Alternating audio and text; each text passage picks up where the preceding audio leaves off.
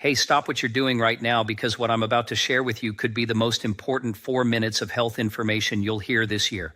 And I say that not to be dramatic, but because most doctors, including many oncologists, are still not telling their patients over 50 about this. Not because they don't know, but because it doesn't come in a pill bottle. I'm Dr. William Lee, vascular biologist, cancer researcher, and author, and I've spent over 25 years studying what actually prevents cancer at the cellular level.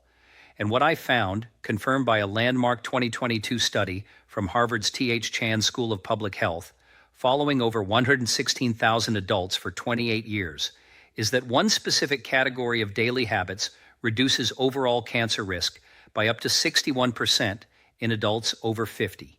61%. That's not a supplement. That's not chemotherapy. That's lifestyle. And today I'm going to break down the 5 most powerful components of that habit, ranked from helpful to absolutely transformational, so that by the end of this video, you'll know exactly what to start doing tomorrow morning. Now, I want to tease something for you right now because number 1 on this list is something 90% of people over 60 are doing completely wrong, and the science suggests that fixing it could cut your cancer risk nearly in half on its own. So do not skip ahead. Watch this to the end because the order matters. Each habit builds on the last. But before we dive in, I want to ask you something personally. Leave a comment below telling me your age. And this, have you ever had a doctor sit down and talk to you about cancer prevention, not just detection? I read every single comment on this channel, and your answers genuinely shape what I cover next. So please take 10 seconds and share. Now let's get into it, starting at number 5. Number 5 is something almost everyone dismisses as too simple to be serious, and that dismissal may be costing people their lives. I'm talking about cold water hydration, specifically drinking 16 to 20 Oz of cold or room temperature filtered water first thing in the morning, before coffee, before food, before you look at your phone. Now, before you roll your eyes, hear me out because the mechanism behind this is fascinating and deeply relevant to aging biology. After the age of 55, something called interoceptive thirst sensitivity declines. That's just a medical way of saying your brain gets worse at telling you when you're thirsty. A 2019 study from the University of Barcelona found that adults over 60 are chronically operating at 8 to 12% below optimal cellular hydration without ever feeling thirsty. Now, why does that matter for cancer? Because your lymphatic system, think of it like the body's internal garbage truck, collecting cellular waste and damaged DNA fragments, runs almost entirely on water. When you're dehydrated, that garbage truck slows down, damaged cells accumulate, inflammation rises, and chronic low-grade inflammation is now understood to be one of the primary drivers of cancer initiation, particularly colorectal, bladder, and kidney cancers. The Harvard Nurses' Health Study found that women who drank more than 5 glasses of water daily had a 45% lower risk of colon cancer compared to those who drank 2 or fewer. That's remarkable for something that costs nothing. For aging bodies specifically, hydration also supports what researchers call autophagy, your cell's self-cleaning process. Think of autophagy like a quality control inspector inside each cell, breaking down damaged components before they can mutate. After 65, autophagy efficiency drops by about 30%, but proper hydration has been shown to partially restore that function. Here's how to do it right. Keep a 20 Oz glass of filtered water on your nightstand. The moment your feet hit the floor, drink it, all of it, before anything else. Add a squeeze of fresh lemon if you like, because the D-limonene in lemon peel has its own anti-tumor properties we'll touch on later. And here's your synergy tip for this one pair: your morning hydration with 10 minutes of light movement, even just walking around the house, because movement stimulates lymphatic flow and compounds the cellular cleansing effect by up to 40% according to research from the Karolinska Institute in Sweden.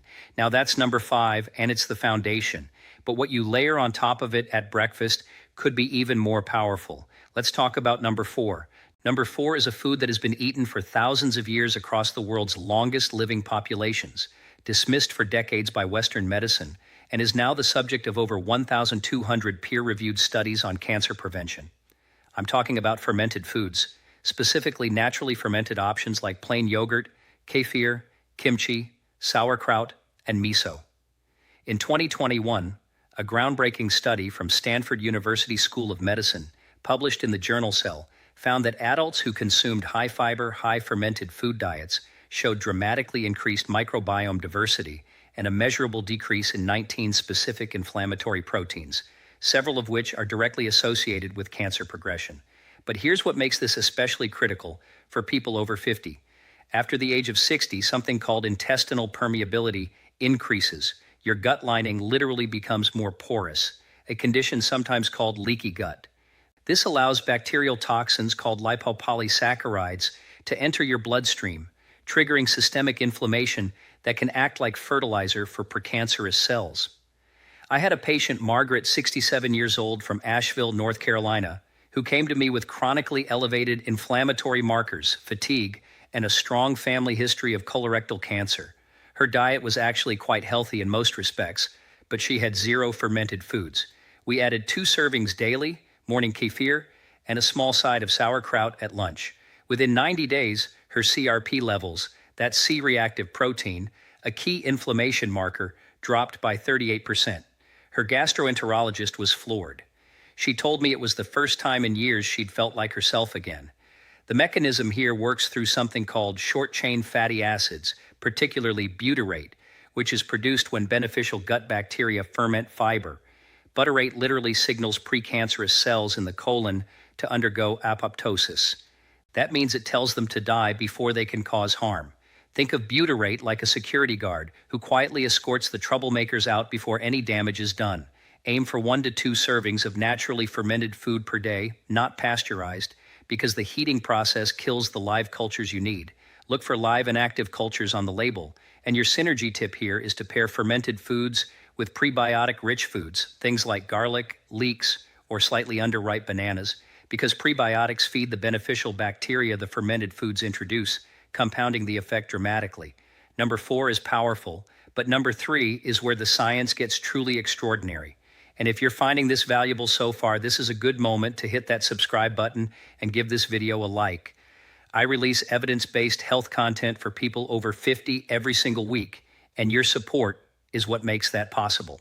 Now, number 3 is something you've almost certainly heard of, but I promise you haven't heard it explained like this, and you almost certainly aren't doing it in the way that actually triggers its cancer preventive effects. I'm talking about daily walking, but not just any walking. I'm talking about something researchers now call metabolic walking.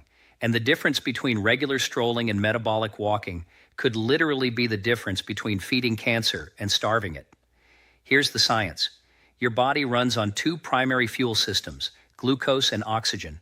Cancer cells, due to a quirk in their metabolism first described by biochemist Otto Warburg in 1931 and now confirmed by hundreds of subsequent studies, are almost exclusively dependent on glucose. They're actually quite poor at using oxygen for energy. This means that when you engage in sustained moderate intensity physical activity, the kind that elevates your heart rate to 55 to 70% of your maximum, you do 2 remarkable things simultaneously. You deplete circulating glucose, starving cancer cells of their preferred fuel, and you flood your tissues with oxygenated blood, creating an environment that is actively hostile to cancer cell survival. A 2020 meta-analysis from the American Cancer Society reviewed data from 1.4 million adults and found that regular, moderate physical activity was associated with a 42% reduction in colon cancer risk, a 38% reduction in breast cancer risk, and a 27% reduction in lung cancer risk, even in non-smokers. These are extraordinary numbers for something that requires no prescription, but here's where the aging-specific biology becomes critical. After the age of 65, your mitochondria, the tiny power generators inside your cells, decline in both number and efficiency by up to 35%. Mitochondrial dysfunction is now understood to be a key driver of both aging and cancer progression. Sustained moderate walking is one of the only interventions proven to stimulate mitochondrial biogenesis, meaning it literally signals your body to create new healthy mitochondria. Think of it like getting a new fleet of power generators installed in every cell. Metabolic walking means 30 to 45 minutes of continuous walking at a pace where you can still hold a conversation, but would find it slightly difficult to sing. This needs to happen at least 5 days per week, and ideally in the morning before your first full meal, because fasted movement amplifies the glucose-depleting effect significantly. I want to tell you about Robert, 72, from Portland, Oregon, a retired teacher who came to me 3 years ago following a cancer scare, a precancerous polyp removed during routine colonoscopy. He was terrified. He wasn't exercising at all. We started him on a morning walking protocol, 35 minutes, 5 days a week. We combined it with dietary changes. At his 2-year follow-up colonoscopy, nothing. Clean. His oncologist specifically noted his dramatically improved inflammatory markers and called his recovery exceptional. Robert told me walking felt like a form of medicine. He was right. It literally is. For synergy, pair your morning walk with your morning hydration from habit number 5, and if possible, walk somewhere with natural light, because morning sunlight exposure regulates your circadian rhythm, which in turn governs immune surveillance, your body's cancer detection system. The combination is far more powerful than either alone. Number 3 is remarkable, but the next 2 are where things get genuinely revolutionary. Number 2 involves something you eat, and the way it fights cancer after 50 is unlike anything else in the nutritional literature. Here we go. Number 2 is a compound, actually a family of compounds found in a very specific category of vegetables, and the research on their cancer-fighting mechanism in adults over 50 is some of the most compelling science I've encountered in 25 years of research. I'm talking about sulforaphane, the powerful bioactive compound found in cruciferous vegetables, broccoli, Brussels sprouts, cauliflower, cabbage, and most potently, broccoli sprouts. Here is why this matters so profoundly for aging biology. In 2018, researchers at Johns Hopkins University, where much of the foundational sulforaphane research was done, published findings showing that sulforaphane activates a master genetic switch called NRF2. Think of NRF2 like the head of security for your DNA. When activated, it triggers over 200 protective genes simultaneously, genes involved in detoxification, antioxidant defense, and critically, the repair of damaged DNA before it can mutate into cancer. And here's the aging-specific tragedy that makes this so urgent. NRF2 activity declines by approximately 40% between the ages of 50 and 70. Your DNA repair system is quietly shutting down. Sulforaphane essentially wakes it back up. A landmark study from the University of Illinois found that regular consumption of sulforaphane-rich foods was associated with a 52% reduction in bladder cancer risk, a 41% reduction in prostate cancer incidence, and significant reductions in breast and lung cancer markers. And perhaps most remarkably, a study from the Roswell Park Comprehensive Cancer Center found that sulforaphane actually targets cancer stem cells, the particularly dangerous cells that conventional chemotherapy often fails to eliminate and that are responsible for cancer recurrence. Think of cancer stem cells as the generals of an army. You can wipe out the soldiers, but if the generals survive, they'll rebuild.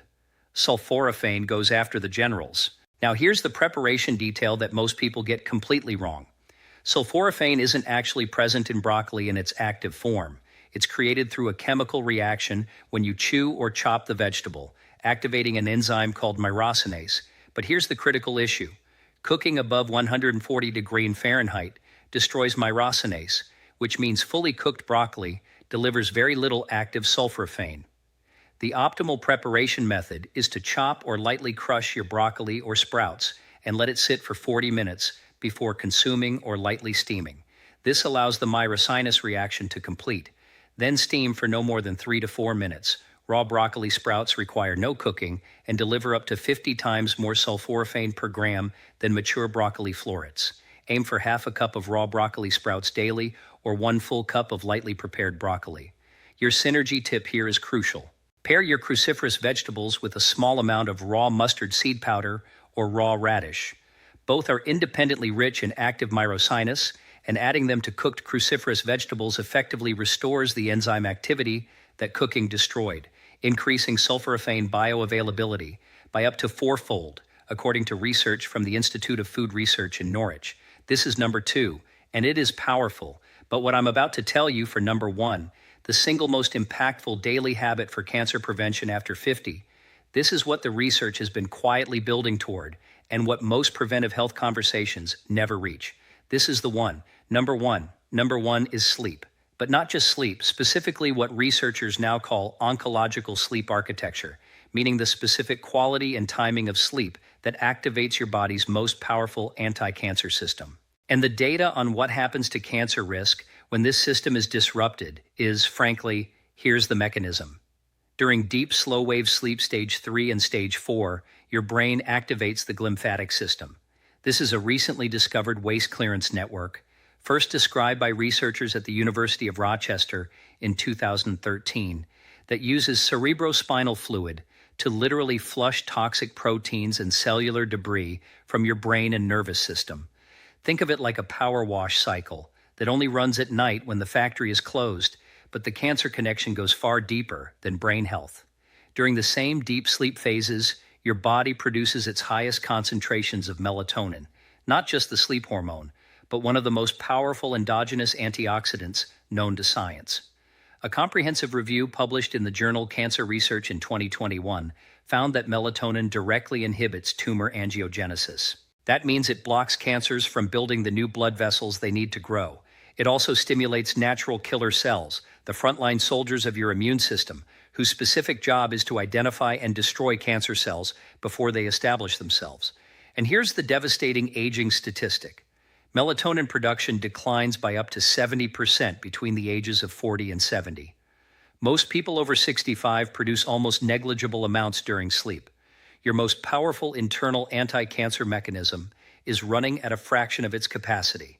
A 2019 study from the International Agency for Research on Cancer classified night shift work, which chronically disrupts sleep architecture, as a probable human carcinogen, not a risk factor, a carcinogen.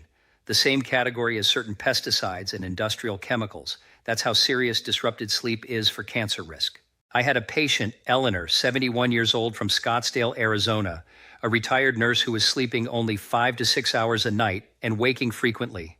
Her immune panel showed severely suppressed natural killer cell activity. We worked together on what I call a sleep recalibration protocol, consistent 10 p.m. bedtime, complete darkness, room temperature lowered to 67 degrees, all screens off 90 minutes before bed, and a small dose of tart cherry juice at 8 p.m. for its natural melatonin precursors. Within 6 weeks, her sleep duration reached 7 and 1/2 hours consistently. At her 3-month follow-up, her natural killer cell count had increased by 47%. Her oncology team was astonished. She told me she hadn't slept that well since her 40s. The research is clear.